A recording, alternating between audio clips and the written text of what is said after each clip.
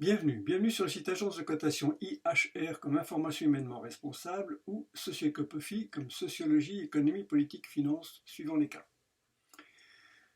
Aujourd'hui, je vais me permettre de lire des documents.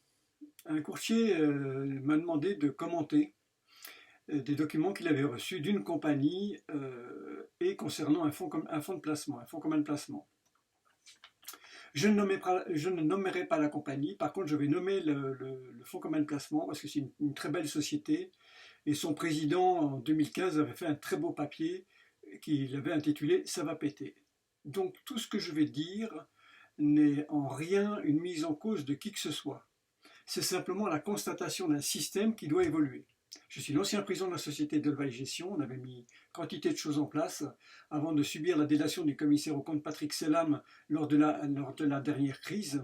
Et cette crise, je l'avais prévue puisque 6 mois avant, je l'avais annoncé et quelques mois avant, ensuite, j'avais remis ma démission parce que mon associé ne voulait pas anticiper cette crise. Donc je suis parti avant la crise et je suis revenu et j'ai choisi de reprendre l'ensemble de la société contre l'avis de mes avocats, ce qui a fait que j'ai eu une expérience juridique. J'ai eu une expérience juridique assez complète de 10 ans. Tribunaux normaux, Conseil d'État, Cour européenne des droits de l'homme et ainsi de suite. Et en dernier, la Cour de cassation, puisque des avocats de clients ont estimé qu'il fallait qu'un aller en Cour de cassation qui nous a totalement, pas blanchi parce que c'est pas le terme, mais on a été reconnu que nous avions fait tous nos devoirs professionnels. Aujourd'hui, le courrier que je vais vous lire, mais sans nommer par contre la compagnie d'assurance, c'est un courrier que certains d'entre vous ont dû recevoir. C'est une compagnie d'assurance qui cite le nom du fonds de la française, le fonds LFIS Vision Premia. Et la compagnie d'assurance, voilà ce qu'elle écrit en conservation de patrimoine. La société de gestion, donc elle le nomme, nous a informé de sa décision de mettre en place temporairement des frais ajustables, applicables aux entrées et sorties du support en raison des conséquences de la crise asiatique. Ces modifications ont pris effet au 31 mars 2020. La Française est indéniablement une très très belle société de gestion, gérée par des gens bien et dont l'éthique n'est pas à remettre en cause naturellement. Par contre, en pleine crise, dire qu'ils doivent mettre temporairement des frais ajustables selon quels critères, je ne sais pas, et c'est des frais qui peuvent atteindre maximum 5%. Ça, c'est quelque chose que je ne comprends pas, et quelque part que je n'accepte pas, en termes intellectuels, puisque je n'ai pas à dire à la Française ce qu'elle doit faire ou pas naturellement. Pourquoi c'est plus que contestable? Parce qu'en pleine crise, c'est là où il faut agir, c'est là où on doit pouvoir réagir et acheter, ou sortir suivant les cas. Alors des gens ont fait confiance, ils se sont plantés sur leurs investissements et on leur dit vous ne pouvez pas sortir. Ou alors il y a des frais ajustables qui peuvent aller jusqu'à 5%. Ajustables en fonction de quoi? De la tête du client, du montant? Je ne comprends pas. Je ne suis même pas sûr que ce soit bien légal. Maintenant, sur ce fonds, c'est des moyens à la baisse qu'il faut faire, comme je viens de le dire. C'est des moyens à la baisse, c'est de travailler ce fonds. La Française gère bien. La Française, c'est une belle société de gestion de portefeuille. Tout est fait pour que tout soit bien. Il y a eu un problème, ok, c'est pas grave en soi, on ne peut rien y faire. Par contre, on peut remettre de l'argent. L'idée de base aurait été de dire, dites à vos clients, on fait une moyenne à la baisse, remettez de l'argent. Pas de frais naturellement, mais remettez de l'argent. Nous sommes un bon fonds, qu'ils parlent du fonds. S'il y a une erreur, ils peuvent la dire. Il faut la dire, l'erreur. Parce qu'une fois qu'on a ciblé l'erreur, on a fait le principal. C'est qu'après, on peut voir les solutions. Mais pas mettre des frais. Ça, c'est pénalisé. Et je ne suis pas certain que ce soit, en termes européens, en termes juridiques européens, quelque chose qui soit totalement acceptable.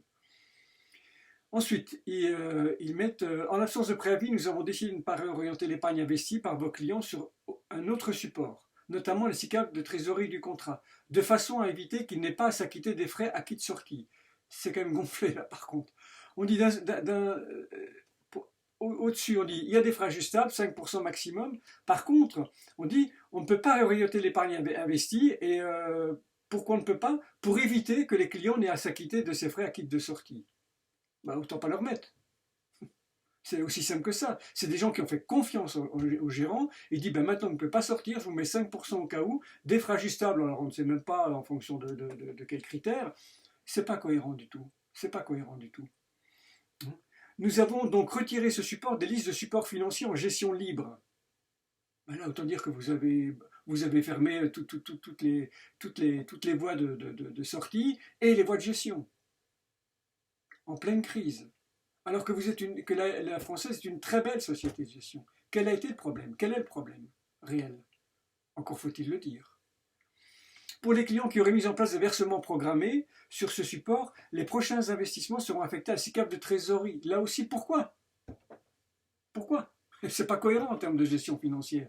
Ni pour les concessions de patrimoine, les associations de CGP ou autres qui se taisent sur quantité de choses, dont sur mes propos, et elles ont tout à fait raison, hein, si elles estiment que j'ai dit des conneries, passez-moi l'expression, ben elles ont qu'à le faire. Mais pour l'instant, j'espère qu'elles vont bouger, parce que ça, c'est pas normal. C'est pas normal. Même si ils connaissent les gens ou autres, c'est pas normal. Ça, c'était mon petit avis sur le document de l'assureur, qui reprend les propos de la française. Pourquoi j'aime bien la française? Parce que Xavier Lépine, son président, directeur général, ou président directoire, pardon, avait écrit en janvier 2015 « Ça va péter ». C'était un très beau document. Il fallait le faire, c'était visionnaire, mais quand on a un président qui est visionnaire et qui dit ça va péter, lorsque ça a pété, c'est pas pour aller pour massacrer les clients, parce que ça s'appelle du massacre. C'est dire, nous on se dégage de tout, vous dégagez, vous ne pouvez pas remettre dedans, on vous met en trésorerie, c'est pas de la gestion. Alors autant vendre des fonds en euros. Parlons du fonds lui-même pour terminer, j'y vais assez rapidement parce que je n'ai que 15 minutes avec YouTube et je veux que ce soit sur YouTube. Si on prend le document donc, du fonds en question, objectif et politique d'investissement, corrélation faible au marché traditionnel. Donc là c'est clair, c'est corrélation faible au marché traditionnel. Et une volatilité annualisée cible comprise entre 5 et 10%. Donc corrélation faible par rapport au marché traditionnel, donc c'est un fonds qui est clairement engagé. Donc à ne pas vendre à n'importe qui. Si on regarde ceci, c'est pas à vendre à n'importe qui. Donc pas à vendre à des investisseurs non avertis. Et que les gens qui vont vendre ce fonds, il faut que ce soit des personnes réellement averties des marchés financiers. Pas uniquement ayant les diplômes qui vont bien, les agréments ou autres, mais qui aient connaissances et compétences concernant les marchés financiers. Donc qui connaissent le portefeuille. Si tant est que la française donne le portefeuille. Si nous allons un petit peu plus loin, profil de risque et rendement. Alors là, sur profil de risque et rendement, nous sommes 3. Alors que veut dire 3 ? 3. Un niveau de risque 3 indique que, dans des conditions normales de marché, le fonds présente un risque modéré de perte en capital. La valeur des investissements du fonds peut subir des variations journalières faibles ou modérées à la hausse ou à la baisse. Qu'est-ce que c'est des conditions normales de marché ? Il faut toujours l'expliquer. Est-ce que c'est des fortes hausses de marché, des fortes baisses de marché? Si c'est ça, ben, à partir du moment où vous avez fait des fortes hausses, vous prenez des prises de bénéfices. Ou si vous vous contentez de regarder monter votre courbe et puis de ne jamais prendre de bénéfices, ça veut dire que c'est une pyramide de Ponzi. Vous montez, vous allez dans tous les sens et le pari c'est que les gens ne retirent pas et que le jour où ils doivent retirer, ben, on les bloque. C'est peut-être un petit peu le cas ici. J'ai bien dit peut-être. Donc ici, un niveau de risque 3, c'est quand même une échelle qui va jusqu'à 7. Bon, ça, je ne sais pas je sais pas quel est le risque, hein, puisque le 3, c'est déjà une catégorie, c'est déjà un risque niveau 3 qui indique que dans des conditions normales de marché, le fonds présente un risque modéré de perte de capital. Donc déjà, ce qui est tout à fait normal, dans une situation normale, il y a un risque modéré de perte en capital. Là, on n'est pas en situation normale. On n'est pas en situation normale depuis que Trump a été clair, net et précis. C'est-à-dire, il y a plusieurs mois, j'avais écrit un article dans la GFISUS, j'avais dit, moi je sors, je ne me pose pas de questions, je ne sais pas quand ça va péter, pour reprendre l'expression de M. Lépine, mais je sais que ça va péter. Donc comme je n'ai pas de boule de cristal, je sors. Puisque les fonds communs de placement ne gérant pas dans les volumes, il y a un effet de levier phénoménal à la baisse. C'est ce que l'on voit aujourd'hui. Et là, le but du jeu, c'est de dire aux gens, restez sur votre fonds commun de placement, parce que si vous vendez, le poteau rose va imploser. C'est-à-dire qu'on vous a vendu des valeurs liquidatives pour des cours financiers ou des prêts financiers réalisables. Je vous rappelle que le prix, c'est une notion financière, la valorisation, c'est une notion comptable, donc c'est une règle comptable qui détermine la valorisation comptable. Donc si on va avoir une équivalence financière, il faut retraiter cette règle comptable en fonction des réalités financières. Si je détiens 100 000 titres qui sont en échange à 1 million, ben, comptablement, si moi j'estime que le cours de fermeture est le bon cours comptable de valorisation, financièrement ce n'est pas le cas. Il faut qu'il y ait un retraitement. Il faut que les fonds communs de placement aient toujours une vérification de leur indice de crédibilité des performances annoncées. Si ce n'est pas le cas, il faut faire un travail professionnel de votre part. Vous devez connaître le portefeuille, vous devez connaître les volumes et vous devez prendre les volumes du fonds commun de placement et étudier par rapport au volume du flottant, c'est-à-dire les volumes qui pourraient être négociés quotidiennement. Sans ça, vous avez fait un échange de valorisation comptable contre du cash, un échange non égalitaire. Non égalitaire. Le fonds commun de placement n'est pas un produit financier, c'est une copropriété. Donc vous avez un travail, vous, de financier à faire d'analyse de ce fonds commun de placement en termes de réalité financière. J'en profite pour parler du CAC. Le CAC n'est pas un indice financier. Ne mettez jamais ça dans vos documents. Le CAC, c'est un indice comptable. Lui, c'est du mark-to-market aussi. C'est les 40 valeurs du CAC. On prend le cours de fermeture et on estime que dans la formule comptable du CAC 40, c'est utilisé comme une crédibilité. Mais cette crédibilité n'est pas financière. Le CAC 40 retraité de la faiblesse des volumes échangés, il passe vous allez avoir un CAC qui peut varier de 2. Si on retraite par rapport à la faiblesse des volumes échangés, ça fait 0,0 et souvent 0,00 quelque chose.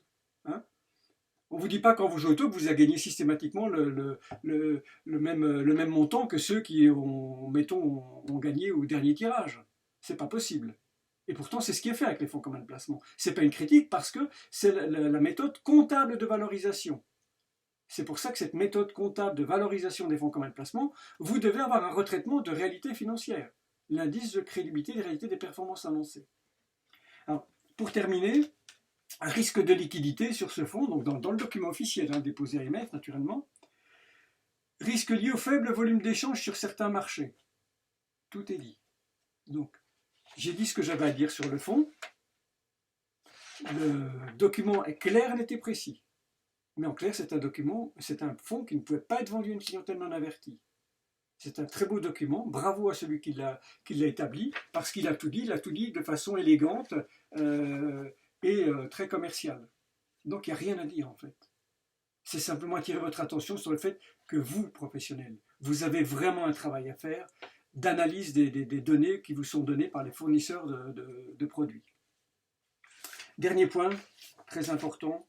Dans ce document, il y a une phrase que l'on retrouve souvent et qui est à très grand risque juridique. Les chiffres cités ont trait aux années ou aux mois écoulés et les performances passées ne sont pas un indicateur fiable de performances futures. On parle de performance sur un fonds commun de placement. Il n'y a pas de performance. Une performance, c'est une notion financière. Il y a simplement une variation de valeur liquidative. Les performances passées ne préjugent pas des performances futures et ne sont pas constantes dans le temps. Les performances mentionnées sont calculées nettes de frais de gestion, dividendes réinvestis. Il n'y a pas de performance. C'est un fonds commun de placement, je le répète, et vraiment attachez beaucoup d'importance à ce que je dis. Faites-le confirmer par votre commissaire aux comptes ou le commissaire aux comptes des fonds. Il n'y a pas de performance. Une performance, c'est une notion financière, c'est réalisable.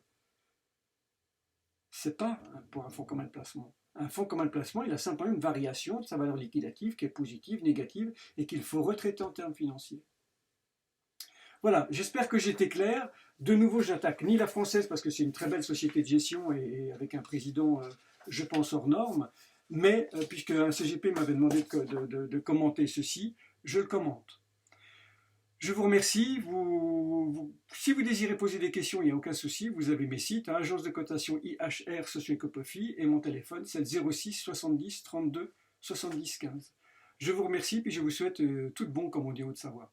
Et en Suisse surtout. Merci, au revoir.